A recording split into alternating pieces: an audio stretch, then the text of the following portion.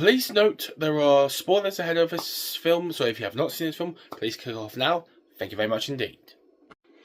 What's going on, people? Welcome back to another episode of the Master Coffee Show. Right, and welcome back to another review. And now I'd like to have another apology of not uploading for the last 2 months, just because there's been stuff going on which I would rather not get into examples of. And now I've been putting my full attention onto this channel and other things as well.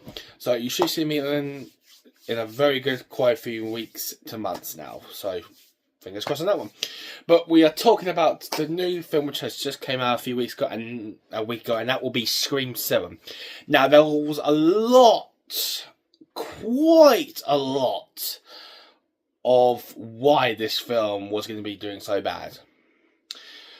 Because of Jenna Ortega and Marissa Barrera, who both left the film. Well, Marissa Barrera got scrubbed off from the film because of her, let's just say, her opinions on Iran and all that. And that did not sit well with the film company as well. And Jenna Ortega, for support for her, went the other way as well. So they had no two main characters into it. So that's when I think this is when they decided to go on and move on to Neve Campbell's side of the film and focus on her and her daughter.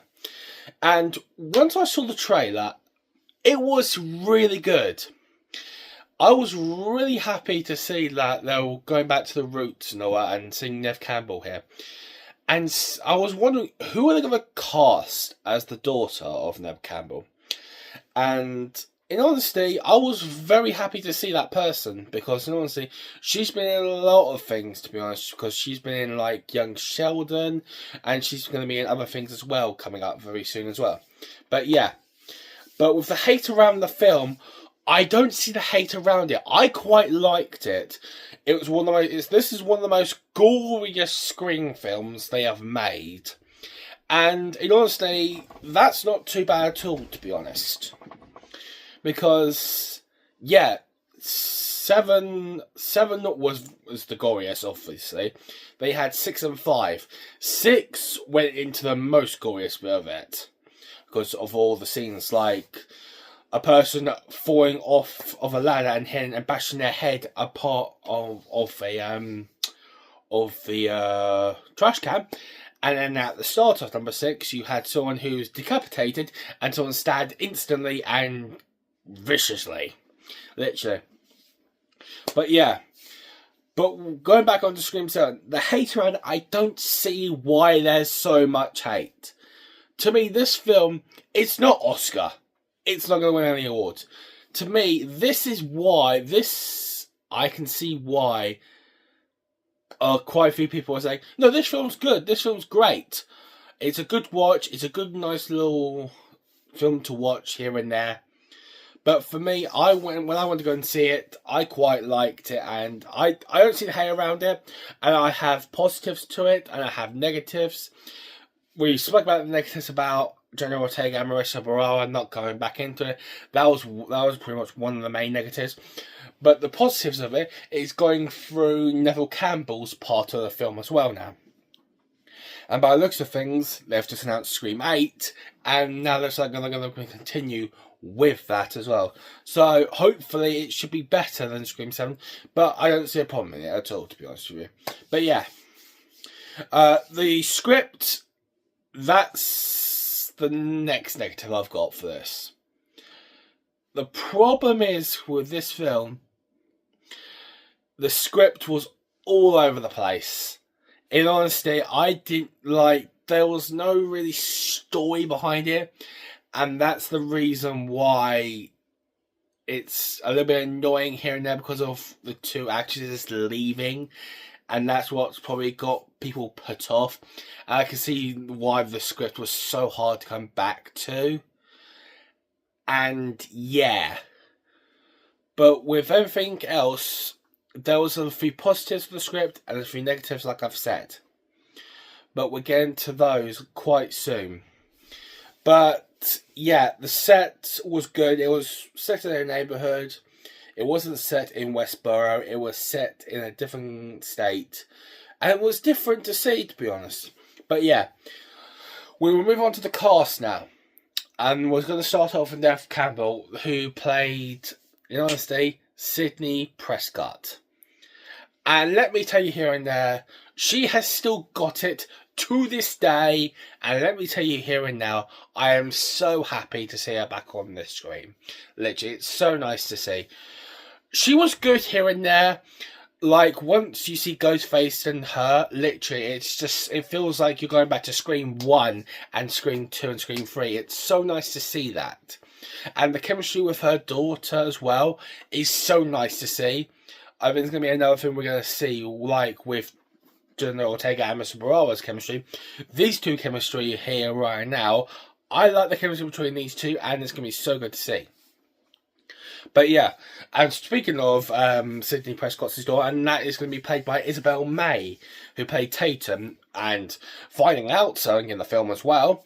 The reason why Isabel May's daughter's name Tatum was named after her best friend Tatum back in Scream 1, who unfortunately died. And if you want to know how she died because she tried to escape from a ghost face, and she got stuck in a garage door, got lifted up, electrocuted, and fell down. Everything fell on her, and pretty much she died. Yeah, once Tatum found out about that, she was scared to kind of confused of why she was named that, to be honest with you, but pretty much, yeah. Like, even she was shocked at why was I called that, to be honest, but yeah. Then we go on to Courtney Cox, who played Gale Weathers. Now, she was in the last one as well. She didn't have she saw much of a cameo last one, and she had a cameo in this one as well, because pretty much her job at the television studio was pretty much gone off the rails because of what happened and all that. And once she heard about these Ghostface killings, she came up with her camera crew and all that. But yeah, in this one, to me, Courtney Cox wasn't so great, but she knows what Sydney's been through and what she's been through. Because with all the history around with Ghostface killings, it's insane. And seeing these two people, Courtney Cox and Neve Campbell, going through all the films pretty much, is so nice to see. I'm so happy to see it. But yeah, we're going to go on to Mason Gooding, who, we're going on to Mason Gooding and Jasmine Brown Gales, who play Gale's film crew. I love these two, to be honest with you. There was so much humour around these two. And even when Ghostface turned up, Mason Gooding got shot by Tatum. No, not by Tatum. By one of Tatum's friends. Literally. And let me tell you here and now, yeah, you never see that, to be honest, but fair enough. The two survived in the end, which I'm very surprised of. One got stabbed, one of them got shot. I'm quite surprised how the hell they survived that, but yeah, pretty much, yeah. The humour around these two people was so nice to see, literally. You have to have humour in a Scream film, and I like to see that as well, which is so nice to see.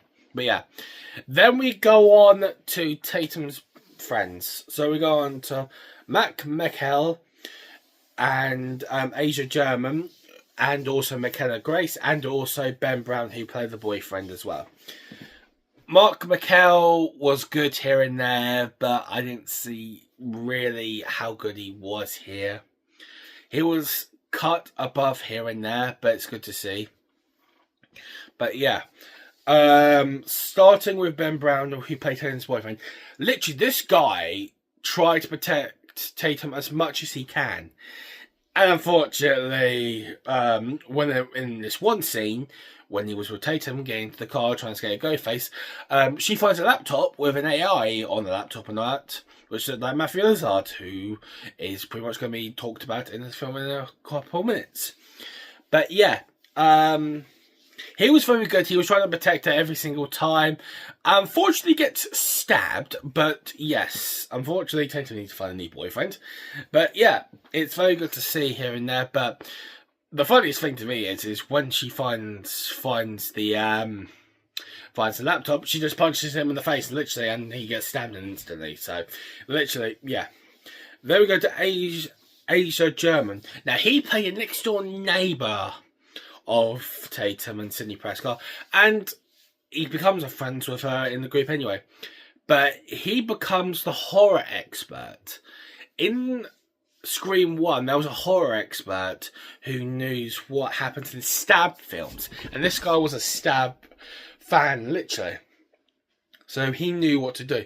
But unfortunately, it didn't save his life. Because what happened was, one of the ghost killers picked him up, see a wooden stake on top of a bar handle, puts his face down through it, and literally, the bar handle literally goes down, and the beer comes out of his face, and blood comes out with the beer as well. So, it was a little bit disgusting, but creative at the end of the time. But we go on to me, this person deserved a little bit more screen time on it as well. And that person is McKenna Grace. I'm very surprised they put her death pretty much the third killing of the film. I'm quite surprised. I thought they would have kept her in there a little bit longer. We kind of knew that she would be killed off, but I was very surprised that she got killed off that quickly. And what happened is, with one of the Ghostface, they pretty much killed the sound guy, slit that guy's throat, and pretty much McKenna Grace's character was swinging about because they were doing shoots for the play they were doing. She was swinging about and getting hurt and all that. And then the Ghostface came out the door. He was trying to kill her. And this is what happened. Once she was swinging along the killer put the knife up like that and literally cut her guts out completely, and all of her insides came out completely. And once I saw that, I said to myself, right, this is going to be very gory by the looks of things. But you can see by the first two killings of them, which is in the Airbnb, the Ghostface stabs the boyfriend, and the girl tries to hang on to the lampshade. She falls down, she gets stabbed, but the Ghostface lights the place up on fire, and also lights the girl on fire as well, so she's burnt to a crisp, and that's how that's how the first two killings started. But now we're going to talk about the killers now, and that's going to be played by Anna Camp, Ethan Embry, and Jeremy Corner. Now, the first ghost killer was believed to be Ethan Embry, who is a IT expert and also who works at the psychological place with people who are not right in the head. And he made friends with a guy called Jamie Corner, who was a patient there as well, who was not well at all, and who was obsessed with the Scream franchise, who was obsessed with the stabbing franchise as well. Yeah, those two came along, and then Anna Camp came into it. She was talking to Ethan Embry's character, find out, let's cause some more havoc here and there. And once Tatum, this was near the end of the film, once Tatum was all wrapped up and all that, let's just be honest, here and there, yeah, was it a surprise? A little bit here and there. Was it good to see that? Yeah, but I don't think the killers were greatly presented that well. Anna Camp, I've seen her in films, Anna Camp. I've seen her in Pitch Perfect, for God's sake. She was fantastic in that. But with this one, this is probably the worst film she was in, to be honest with you. But Ethan Embry, yeah, he was good in there. He was the second Ghost Killer. Jimmy Corner was not much in it because he got run over by a car, by Gale, for example. And, yeah. in honesty, the killers weren't so great. The kills were very gory indeed, like I said, but yeah. Let me tell you here and now, this cast was greatly okay, but I believe there was a lot of things they could have done with the killers, of how they could have presented it. But yeah. But there's a special shout out we have to give out to, and that's to Matthew Lillard. The guy who played who played one of the two Ghostface killers in the very first film. It's so nice to see, literally. Everyone in the theatre in my video will say, could he actually still be alive? Because remember how he has his character died. His character died when a TV was smashed over to his head. So if anyone could have survived that, I have got no clue if anyone could survive that. And then it was all AI generated, to be honest. But yeah. In honesty though, guys, this film altogether was good here and there. I don't like all the hate going around it. It deserves its credits here and there. But with all the Jenna Ortega and Melissa Barrera stuff, it's the reason why this film's probably got so much hate here and there. But yeah, let's give this a film rating. I'm going to give this a 6. It was good, it was bad. Script was a little bit off. But I don't like the hate around it, literally. This does not deserve so much hate around it. The cast was good. I can't wait to see what's going to be with Sydney and Tatum. Because as we know, number 8 is going to be coming out soon. So yeah, guys. Leave a like. Subscribe. I'll see you guys on the next video. See you later, guys.